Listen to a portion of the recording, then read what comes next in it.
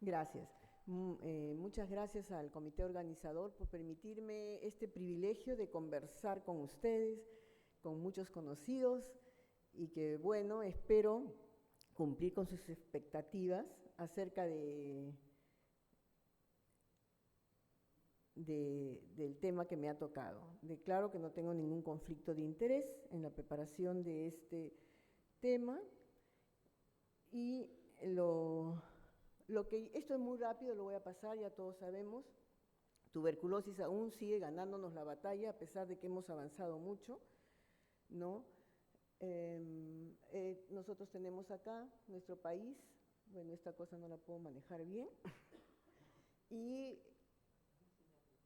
sí, dice, pero bueno, tuberculosis sigue siendo la primera causa de muerte por una enfermedad infecciosa después del COVID-19, la pandemia que nos ha marcado. En el año 2022, 10.6 millones de personas se enfermaron con tuberculosis y de ellas 1.3 millones murieron y 167.000 fueron de pacientes con VIH. ¿No? Como es una enfermedad infecciosa, he querido hacer rápidamente esto.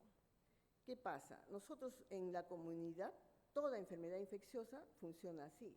En la comunidad nos enfrentamos a un agente, este agente atraviesa nuestras mucosas y nos produce la infección.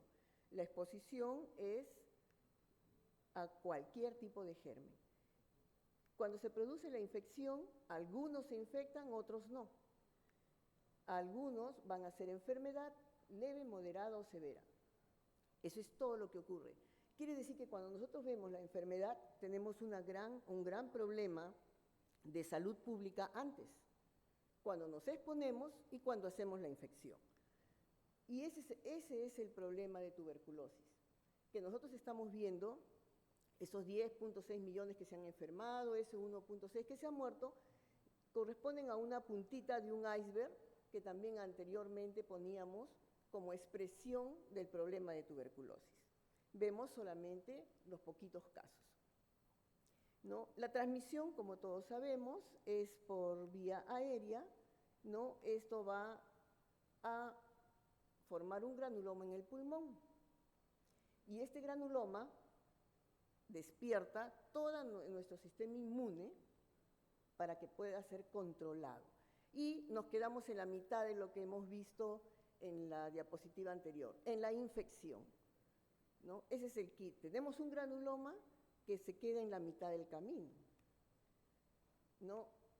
Y este granuloma es algo vivo, está multiplicándose, ¿no? Se forma, llegan ahí tejidos, llegan células, y este granuloma queda, antiguamente decían, durmiendo. Y antiguamente también decían eso, ¿no? Había una TB latente, donde el bacilo estaba dormidito, y una TB enfermedad. Decían que la TB latente era pequeña carga bacilar, no se replicaban, no tenían actividad metabólica, ¿no? Se encontraba en el pulmón, ¿no? O en algún tejido linfático si es que habría llegado por ahí, y la interacción huésped-patógeno era mínima. Estaba durmiendo esperando su oportunidad para salir.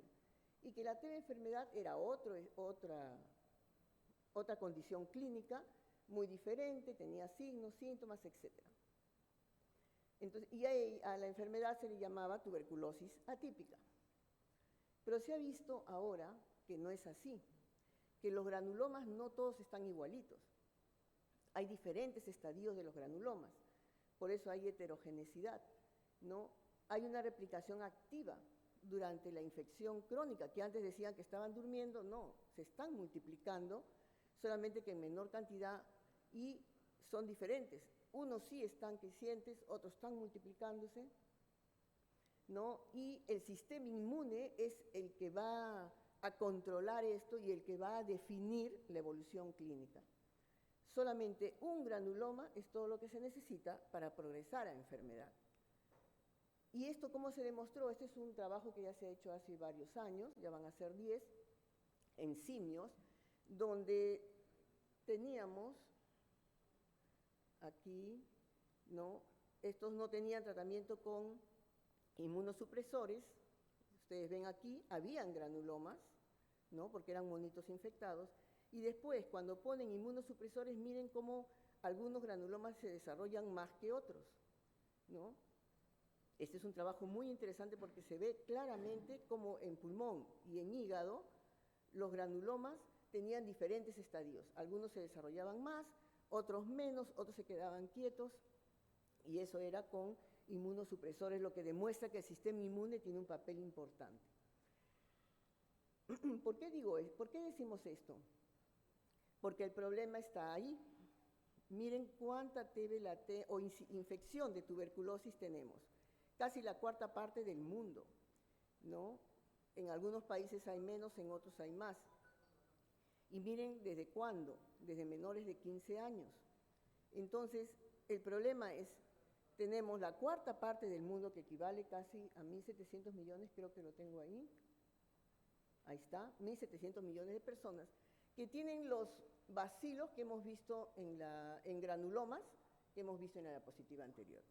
Entonces, es un grueso número de personas que están esperando, bueno, ellas no, pobrecitas, el bacilo está esperando que baje cualquier condición inmunitaria para que puedan hacer enfermedad, ¿no? Entonces, es un problema la tuberculosis latente, según lo que dice OMS, que es lo que rige todo lo que nosotros manejamos en tuberculosis, nos dice que es fundamental, ¿no?, la prevención de la tuberculosis activa mediante el tratamiento de la infección latente, ¿no? Y es más, ha hecho programas, por eso dice manejo programático, o sea que todos debemos de hacer igualito, para que la tuberculosis latente en las personas con mayor riesgo de desarrollar TB es una actividad fundamental para que se transmita. O sea, no solamente nosotros tenemos tuberculosis o granulomas dentro de nuestros órganos, sino también que cada año que pasa nos exponemos a más tuberculosis si es que no se controla esto. Entonces, y aquí lo vemos, ¿no? De acuerdo a las reuniones que tienen los de OPS, nos dicen que estos son los puntos que deberíamos de tomar, ¿no? Nosotros debemos de tomar o decir que nuestro objetivo es llegar a anular la tuberculosis en el año 2030, cosa que lo veo muy difícil. ¿Por qué? Porque imagínense, nosotros debemos de hacer contacto, o sea, estudiar a los contactos de casa de los enfermos. Nuestra meta es 20 millones y solamente hemos llegado a 2, ¿no? Todos los menores de 5 años deben tener su tratamiento, la meta es 4 millones, hemos llegado a 2. La otra meta era para HIV, dar 6 millones de tratamiento para tuberculosis en forma preventiva, y ahí sí hemos cumplido, estamos en 11 millones, ¿no? Y deberíamos detectar 30 millones de personas y somos solamente 15, o sea, en todo estamos en la mitad. Entonces, no se pinta muy bien el control de tuberculosis para llegar a las ventas de OMS.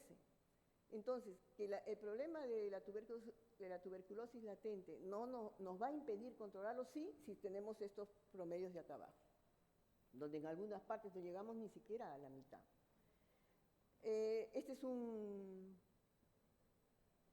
Son las directrices de OMS acerca de cómo nosotros debemos de manejar este problema, ¿no? Primero lo definimos, que es un estado de respuesta inmunitaria que es persistente a la estimulación de antígenos de Mycobacterium tuberculosis, ¿no? Y no hay clínica. La mayoría de las personas infectadas no tienen clínica, pero corren el riesgo, que ya ustedes saben, entre 5 y 10% pueden hacer TB en toda su vida, como dice ahí abajo. Entonces, la situación es un problema, pero no todos, ¿no? Obviamente hay un grupo de riesgo que va a tener, y esto está a nivel mundial. Pero lo que pone aquí esta publicación de OMS dice que también va a depender del país. Y ahí sí estamos un poco con problemas, ¿no? Nuestro país, ¿qué características epidemiológicas tiene? No lo he puesto para que no se asusten, el Perú ahora con TB. cuál es nuestra carga de tuberculosis, ¿no? Y lo peor, cuál es la disponibilidad de recursos, ¿no? Entonces, ya la TB latente ha pasado de ser un problema eminentemente bacteriológico y médico a ser un problema que lo que decía, escuché ayer una exposición muy buena sobre los condicionantes sociales, ¿no? Entonces, como médicos tenemos un papel, sí, que lo hemos visto ya en la exposición anterior con lo que nos ha dicho el doctor Caminero, pero esto es un problema serio y tenemos que reconocerlo y ver qué estrategias tenemos que usar, ¿no? Ahora, aparte, ya con laboratorio, ¿qué pasa con laboratorio? No hay una prueba de referencia para la infección de TB latente. Y además que como no sabemos muy bien cuál funciona bien y cuál no, por todo lo que vamos a ver más adelante, en sí esa cuarta parte de personas que están infectadas son reales, ¿no? Hasta hace 5 años decían que era el tercio de la población mundial, ahora ha bajado un poquito, no sabemos por qué, porque si las cosas no están yendo bien, pero han bajado, dice ahora es la cuarta parte nada más. La prevención de la tuberculosis es un componente fundamental, pero si no la conocemos, la verdadera carga es un problema. Entonces, eso falta estudiar, por ejemplo, acá en nuestro país. Nuestra norma ya lo toca también, ¿no? Esta norma que salió en marzo del año pasado nos dice que existe la TB latente, ¿no? Que documenta, dice, la infección a través de estas 2 pruebas, que es lo que vamos a hablar un ratito, ¿no? La indicación de la terapia preventiva es la del médico. O sea, no es que yo me tome, no es así como que se haga la vaciloscopía a todo el mundo, no. El médico debe indicar la terapia. ¿Y quiénes la reciben? La norma es clara. Son todos los contactos con diagnóstico de TB, que eso lo sabíamos, pero incluye esto, incluye personas con conversión reciente, con PPD o IGRA, ¿no? Entonces, aquí está la parte del laboratorio. ¿Cómo vamos a diagnosticar a esta infección? Aquí, rápidamente, los estadios evolutivos de la tuberculosis, ¿no? Tenemos 5 estadios en los cuales nos dicen, si yo tengo la suerte de infectarme y lo elimino, muy bien, ahí acabó toda la historia. Voy a hacer infección latente si la tuberculosis se multiplica. Acá hay un estadio más que es la incipiente, ¿no? Cuando Mycobacterium tuberculosis comienza a replicarse y que podemos tener el riesgo de hacer la enfermedad, después la enfermedad subclínica y la enfermedad activa. O sea, ese es un largo camino que hay.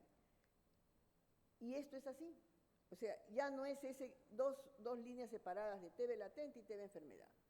No, es algo que tiene subidas y bajadas, que pueden activarse o no en cualquier momento.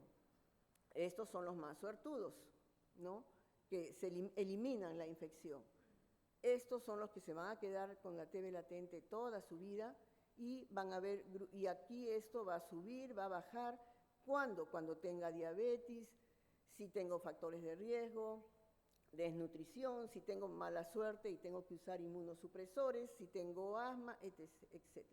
Cualquier condición que implique un cambio en mi respuesta inmune, voy a tener eso. Entonces ya no es tan fácil de que TB latente y TB enfermedad, ¿no? Es todo un camino durante toda la vida.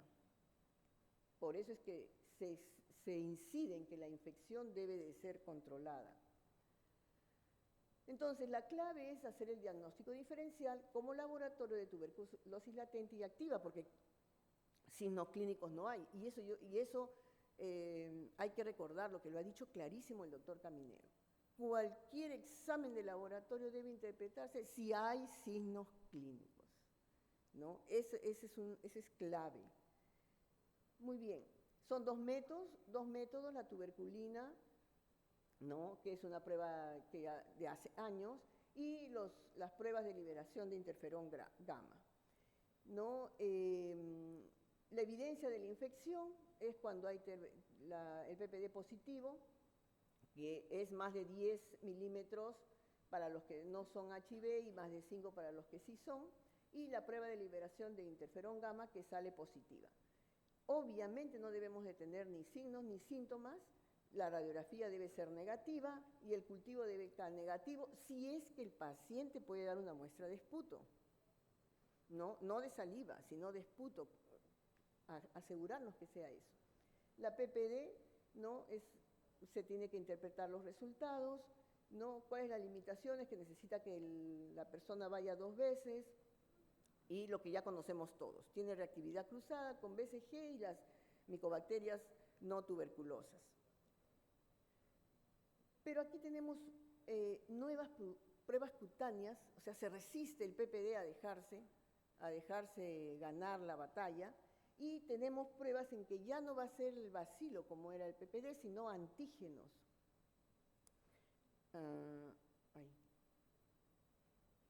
Estos antígenos, el ESAT6 y el cultivo de la bacteria 10, que es una proteína, que está presente y que con eso están haciendo las nuevas PPDs.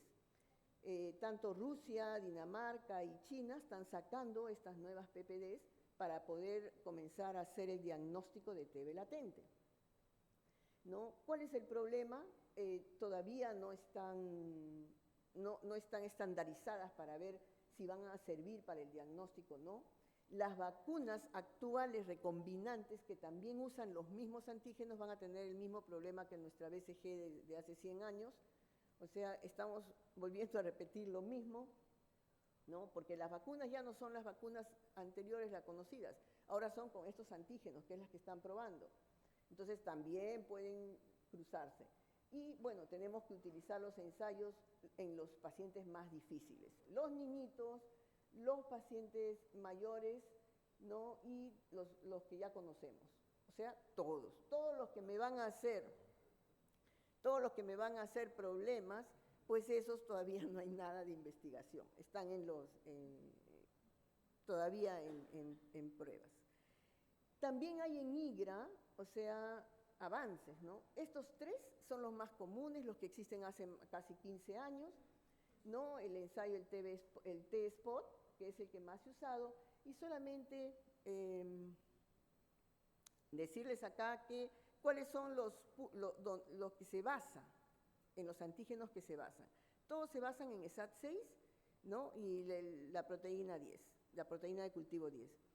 Y acá, por ejemplo, evalúan a las células T secretoras. Estas son las que están dentro de los tubos. Aquí aumentan el CD4, que por eso han mejorado su sensibilidad y su especificidad. Y en el siguiente, que es el cuantiferón TB-Gold Plus, ya han añadido linfocitos TCD8. Entonces, los mismos antígenos, pero mejorando la respuesta celular. Y esto dice que es muy, muy bueno. Entonces, son los 3 que tenemos ahora, son los 3 que se están comercializando. Los que más hay actualmente en el Perú es el segundo, y ojalá que viniera este último, el Gold Plus, porque parece que tiene buena sensibilidad y especificidad.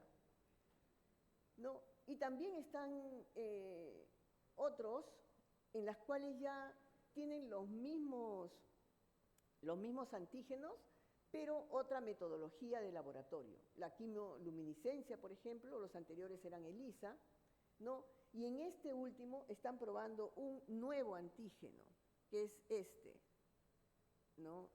ya lo pasé, creo, la alanina. La alanina deshidrogenasa es un nuevo antígeno que también están probándolo para hacer diagnóstico de TB latente. Entonces, como ustedes ven, hay caminos que todavía nos hacen la esperanza de que quizás podamos encontrar una prueba para hacer el diagnóstico de TB latente. Y aún más, estamos avanzando a hacer lo que dijo el doctor Caminero, las pruebas en el punto de atención. Estas pruebas son por inmunocromatografía, donde están poniendo es más, aquí están poniendo el ARN del gen que transcribe la proteína 10, la proteína PC10 del cultivo, y que es inducida por el interferón gamma.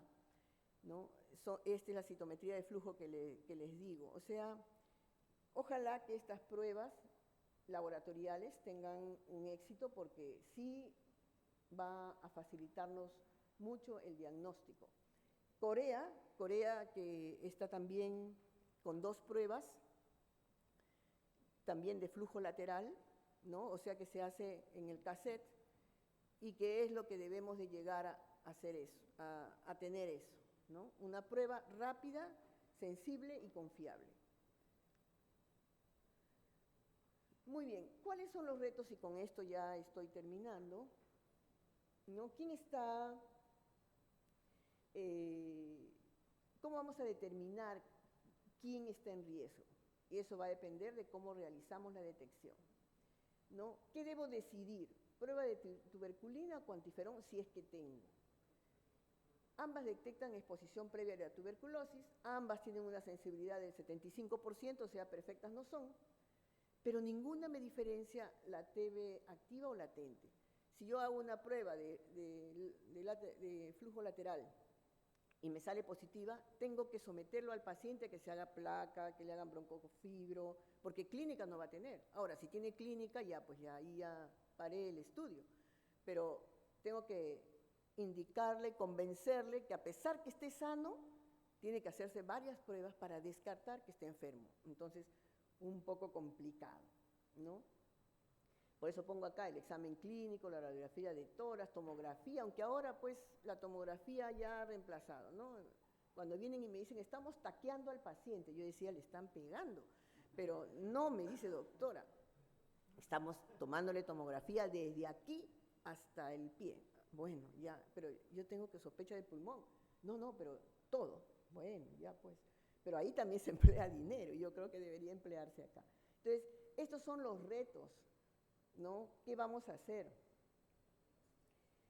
Ahora, nos dicen, hay varios estudios que comparan IGRA y la tuberculina, ¿no? Pero todavía no son concluyentes, deben interpretarse cuidadosamente, porque hay mucha incertidumbre, hay riesgo de sesgo, son muy heterogéneos porque la enfermedad es heterogénea, ¿no? Se debe de evaluar con tamaños de muestra, con el seguimiento adecuado, ¿no? Y aún todavía tenemos que comparar estos dos en todos los personales de alto riesgo. O sea, ¿quiénes? Los que tienen compromiso del sistema inmune, ¿no?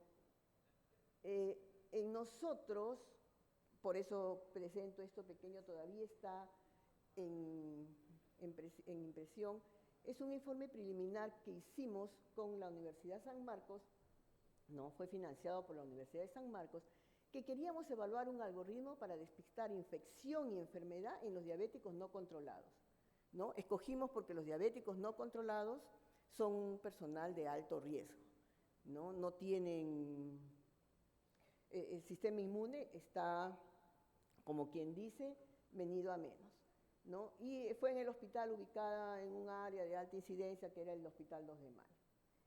Reclutamos a todos los pacientes mayores de 18 años con reciente diagnóstico de diabetes en el mes previo, o si tenía diabetes era un diabético no controlado con hemoglobina glicosilada mayor o igual a 7, que era lo que decía el endocrinólogo, que era un diabético no controlado. Sorpresa, cuando los diabéticos ya se habían averiguado, decían 7, ya estoy bien, porque antes tenía 11. Entonces, y por eso les digo que es difícil convencer, porque a estos, bueno, más adelante, a estos pacientes yo les decía, bueno, tiene que tomarse, mire, una placa que le ha salido, usted no se controla. No, si estoy sano. Y yo le digo, sí, pero mire, hay que ver la tuberculosis. No, si yo no toso. Entonces, ahí perdimos muchos pacientes, por eso es que les hablo por experiencia propia.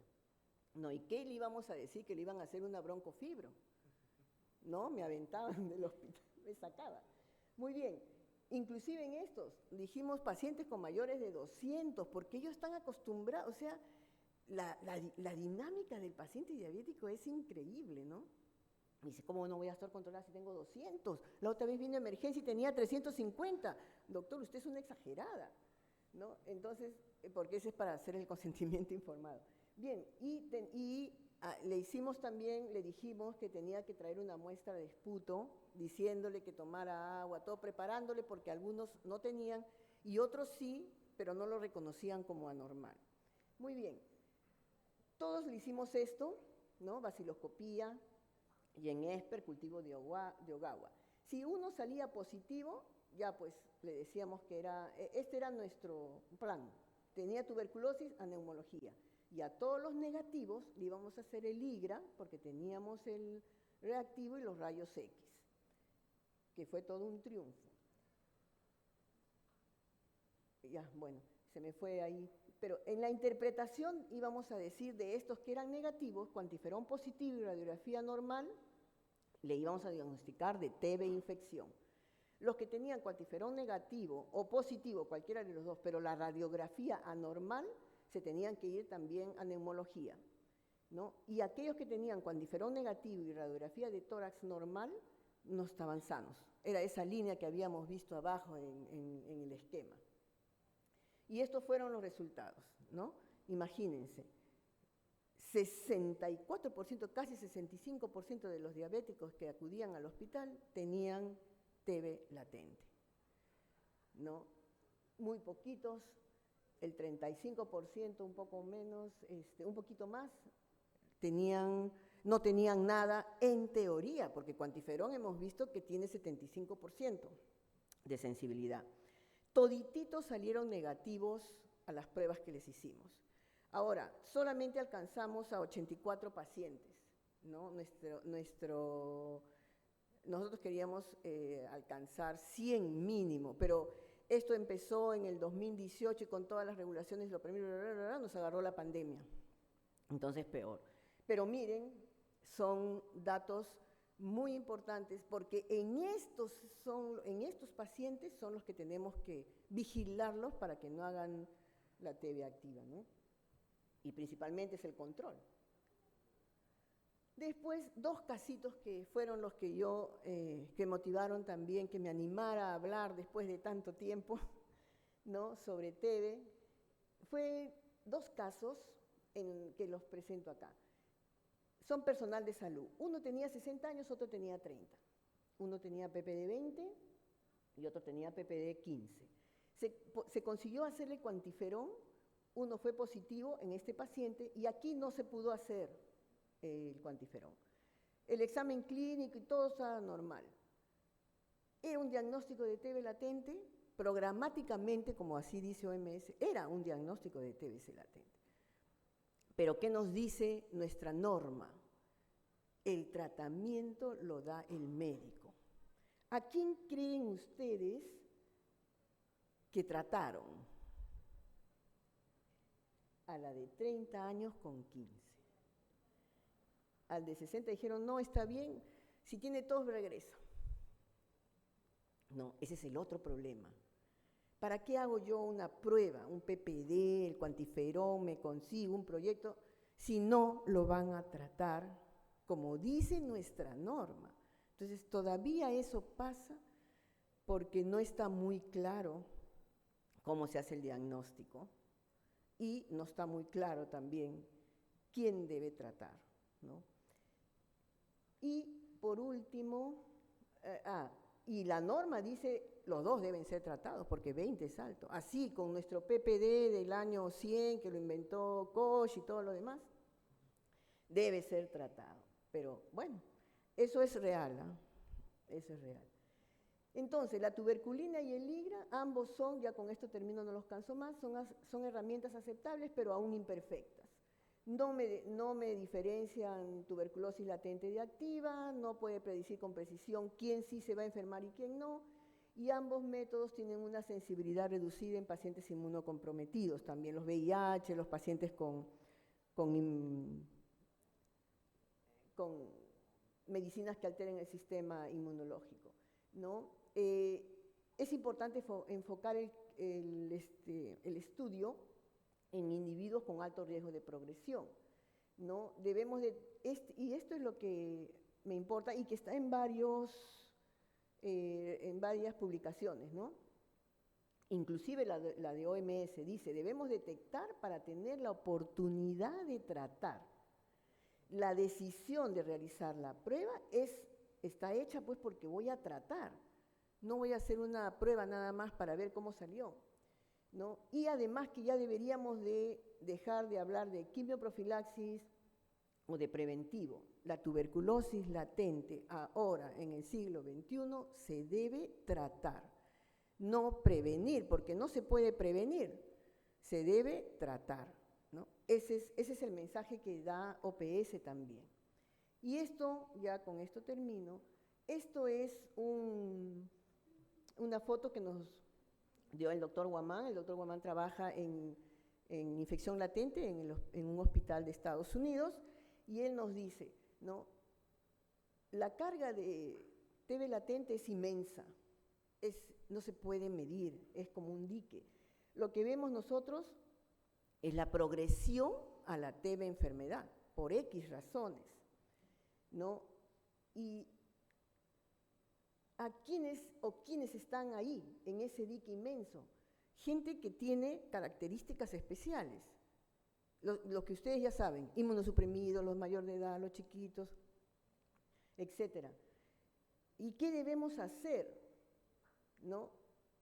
Debemos implementar lo que tenemos. Si tenemos PPD, PPD. Si tenemos cuantiferón, cuantiferón. Si tenemos lo último que alguien nos trae por un proyecto de investigación, pues eso. Pero tenemos que hacer algo, porque si no, esto nos va a ganar. Y bueno, muchas gracias. Eso era lo que yo quería conversar con ustedes, ¿no? Y bueno. Muchas gracias.